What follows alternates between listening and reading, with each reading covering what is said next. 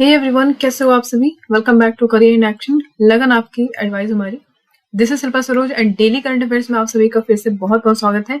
सो आज के इस वीडियो में हम डिस्कस करेंगे 28 और 29 दिसंबर 2022 का करंट अफेयर्स। ठीक है, ये वीडियो जो है ये सारे ही कॉम्पिटेटिव एग्जाम के लिए बहुत ज्यादा इंपॉर्टेंट है। एनसीएल या कोई भी सब्सिडायरी उठा लो, सीआईएल की, जिसमें अगर करंट अफेयर्स पूछा जा रहा है तो I think this video is going to be very beneficial for you for your upcoming examination.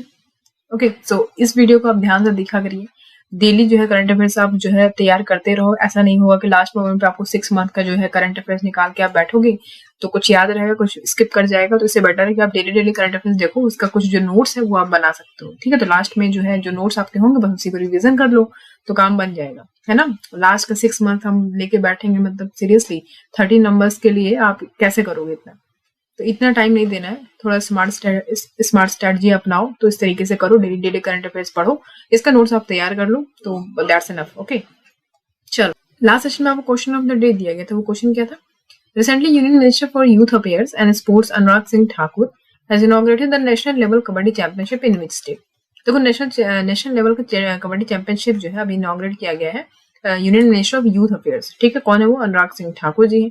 तो इनके द्वारा जो है किस स्टेट में ये स्टार्ट किया गया नेशनल लेवल कबड्डी चैंपियनशिप? तो कर्नाटक के उडुपी डिस्ट्रिक्ट में आपका कबड्डी चैंपियनशिप ये जो है इनॉग्रेट किया गया है। अब आगे बढ़ जाते हैं। देखो, सबसे पहला क्वेश्चन हमारा क्या कहता है। सबसे पहला क्वेश्चन है, who has been appointed as the chief executive officer and chairman of the railway board. ठीक है, तो अभी हाल ही में रेलवे बोर्ड का सीईओ, ठीक है, सीईओ और चेयरमैन किसे अपॉइंट किया गया है? Will take over the chairmanship from Vinay Kumar Tripathi और 1 जनवरी 2023। तो अभी तक चेयरमैनशिप इनके नाम पे थी, विनय कुमार त्रिपाठी। तो इनसे जो है ये शपथ ग्रहण कर लेंगे, इनसे ये जो है चार्ज ले लेंगे। आप कौन बन जाएंगे? अनिल कुमार लोहाती। कौन बन जाएंगे? अनिल कुमार लोहाती जो है अब ये जो है रेलवे बोर्ड के सीईओ और चेयरमैन बन जाएंगे, अपॉइंट कर दी जाएंगे। ठीक है, 1 जनवरी 2023 को। He has play vital role in planning for developing New Delhi station as a world class station. तो जो आप न्यू दिल्ली का स्टेशन देख रहे हो ना, इनका ही प्लान था। इसका बहुत ही बड़ा रोल था इनका इसको प्लान करने में, ताकि ये जो न्यू दिल्ली का स्टेशन है इसको वर्ल्ड क्लास स्टेशन बनाया जा सके। तो इनमें इनका बहुत बड़ा हाथ है और इनको जो है अपॉइंट किया गया जनरल मैनेजर सेंट्रल रेलवे का 2021 में। ठीक है, तो इसको याद रखिएगा। अब आगे बढ़ जाते हैं क्वेश्चन नंबर 2। देखो, who has been appointed as the managing director and chief executive officer of SBI fund management limited. तो किसे जो है एमडी और सीईओ बना दिया गया एसबीआई फंड मैनेजमेंट लिमिटेड का? तो शमशेर सिंह। किसको? शमशेर सिंह को जो है बनाया गया है। ठीक है, याद रखिएगा, इसको इंपॉर्टेंट है।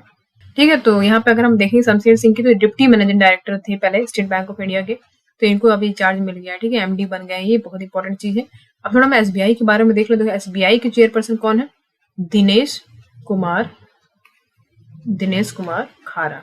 ठीक है, दिनेश कुमार खारा। और एसबीआई का हेडक्वार्टर कहाँ पे है? मुंबई में हेडक्वार्टर है, याद रखिएगा इसको। कब फाउंड हुआ एसबीआई? इंपॉर्टेंट है, इसको बिल्कुल भूलना नहीं, ये डेट इंपॉर्टेंट है। 1 जुलाई 1955। 1955 याद रखिएगा, इंपॉर्टेंट है ये। ओके, चलो अब आगे बढ़ जाते हैं। क्वेश्चन नंबर 3 देखिए, who won gold medal in the respective weight category at the 6th elite national women's boxing championship 2022 in Bhopal. सबसे पहला क्वेश्चन कि भैया ये women's boxing championship 6th addition ये कहाँ पे हुआ है? भोपाल में हुआ। नेशनल वुमेन्स बॉक्सिंग चैंपियनशिप ये 2022 का भोपाल में हुआ। बहुत बढ़िया। अच्छा, इसमें जो है 2 गोल्ड मेडल जीती है रिस्पेक्टिव वेट कैटेगरी में। तो कौन है वो? वर्ल्ड की चैंपियन निखात जरीन। ये कहाँ की है? तेलंगाना की है, इमेज में देख पा रहे हो, ये है निखात जरीन। ठीक है, और टोक्यो ओलंपिक्स ब्रॉन्ज मेडलिस्ट। तो टोक्यो ओलंपिक में ब्रॉन्ज मेडल जीता है इन्होंने। लोवलीना बोरगोहेन जो है देख पा रहे हो इमेज में, ये है, ये असम की है। ठीक है, तो ये दोनों ने जीता है, एक तेलंगाना की है, एक असम की है। तेलंगाना की निखात जरीन है, असम की लोवलीना बोरगोहेन है। तो ये दोनों ही इंपॉर्टेंट है, इनको दोनों ने गोल्ड मेडल जीता है, याद रखिएगा इसको, वुमेन्स बॉक्सिंग चैंपियनशिप 2022 में। ठीक है, जो कि भोपाल में हुआ था। कहाँ पे हुआ था ये? तो ये हुआ था तात्या तोपे स्टेडियम, याद रखिएगा इसको, भोपाल में जो है वहां पे। 302 women's boxer from all over the country participate in the event. इस इवेंट में 302 वुमेन बॉक्सर जो है पूरे कंट्री से पार्टिसिपेट करी थी। इंपॉर्टेंट है ये। अच्छा, यहाँ पे देखो रेलवे टीम की अगर हम बात करें तो रेलवे टीम ने जो है टॉप करा है इसमें। मेडल टैली की बात कर लें तो 10 मेडल यहाँ पे इन्होंने जीता है, जिसमें से 5 गोल्ड था। ठीक है, 5 गोल्ड था, 3 सिल्वर थे और 2 ब्रॉन्ज थे। ठीक है, मध्य प्रदेश की बात करें, मध्य प्रदेश टीम की, तो इसमें ये सेकंड आया है, 1 गोल्ड मिला है, 2 सिल्वर और 5 ब्रॉन्ज। और हरियाणा की बात करें तो 2 गोल्ड मिला है, 2 ब्रॉन्ज मिला है इनको, जो कि 3rd स्पॉट पे है। ठीक है, इसको याद रखिएगा।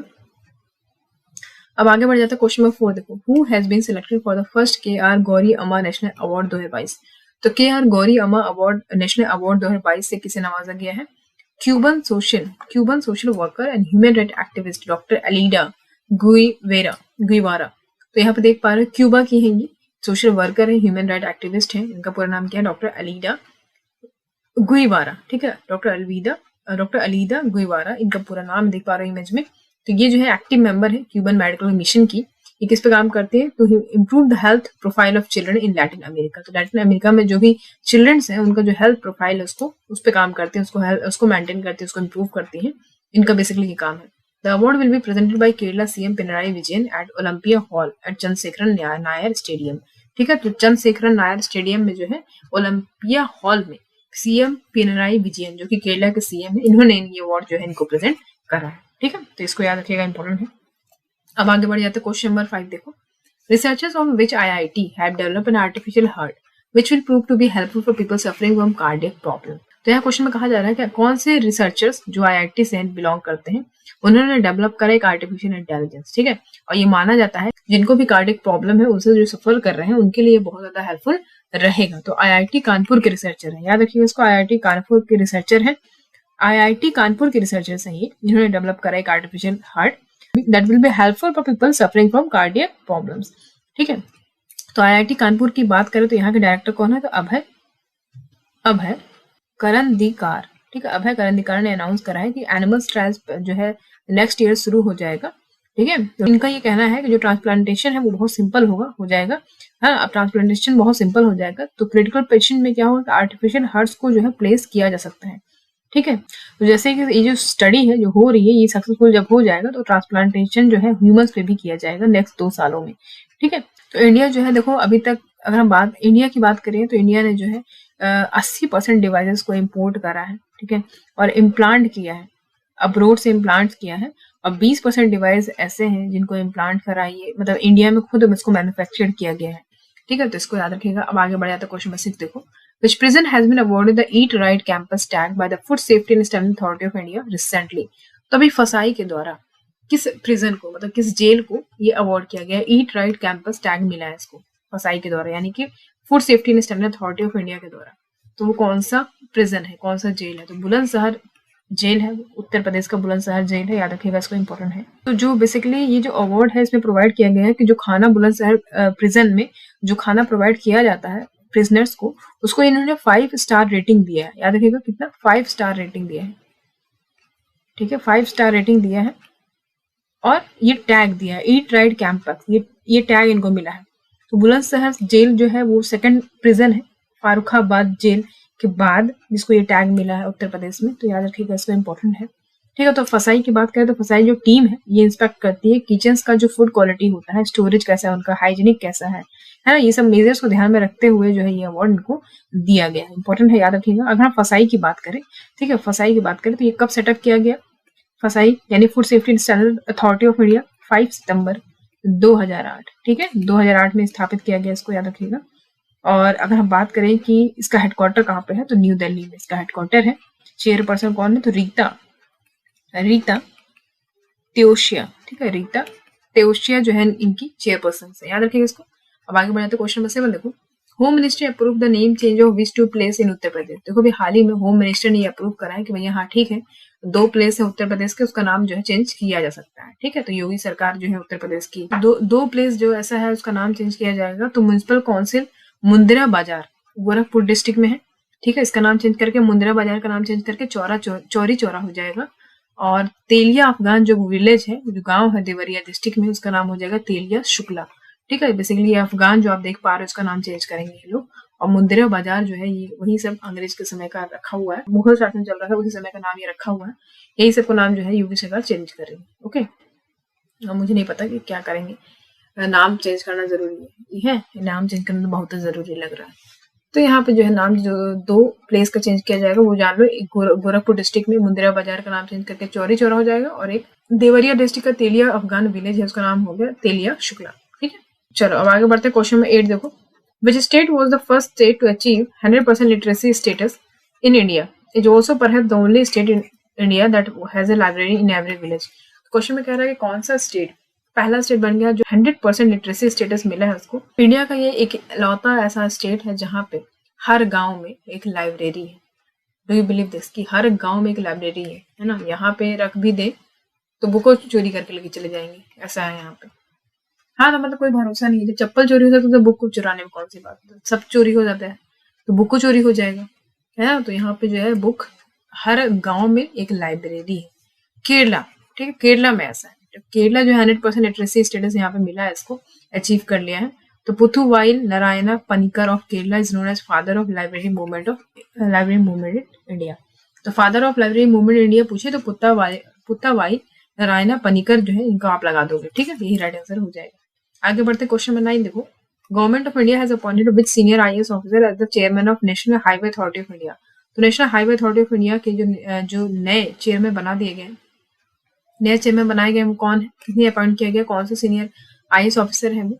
तो senior IAS officer Santosh Kumar Yadav, इनको जो है नाई यानी कि national Highway Authority of India के नए चेयरमैन बना दिए गए हैं। इंपॉर्टेंट क्वेश्चन है ये, याद रखिएगा, ये पूछा जा सकता है आपसे, ठीक है। तो ये जो है करंटली एडिशनल सेक्रेटरी थे डिपार्टमेंट ऑफ स्कूल एजुकेशन में, लिटरेसी मिनिस्ट्री ऑफ एजुकेशन में, याद रखिएगा इसको। क्वेश्चन नंबर 10 देखो। Which institute has been named the secretariat for science 20 यानी S20 G20 summit science working group.